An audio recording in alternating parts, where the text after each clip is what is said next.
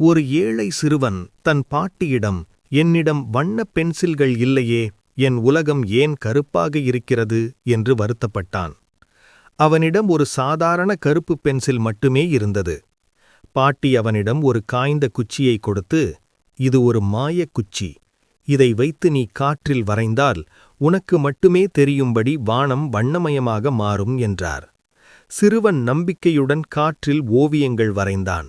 உலகம் அவனைக் கண்டு எள்ளி நகையாடியது. ஆனால் பல ஆண்டுகள் கழித்து அவன் உலகின் சிறந்த ஓவியனாக உயர்ந்தான். ஒரு பேட்டியில் அவன் சொன்னான், என் பாட்டி என்று கொடுத்தது ஒரு சாதாரண குச்சிதான் என்று எனக்குத் தெரியும். ஆனால் அவர் எனக்கு கற்பித்தது கற்பனை என்னும் வலிமையை. வெளி உலகில் வசதிகள் இல்லாதபோது என் மனதிற்குள் வண்ணங்களை உருவாக்க அவர் எனக்கு கற்றுக் கொடுத்தார்.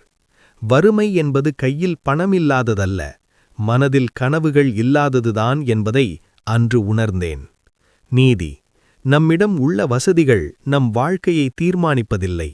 நம்முடைய நேர்மறையான எண்ணங்களும் கனவுகளுமே நம் உலகை வண்ணமயமாக மாற்றுகின்றன.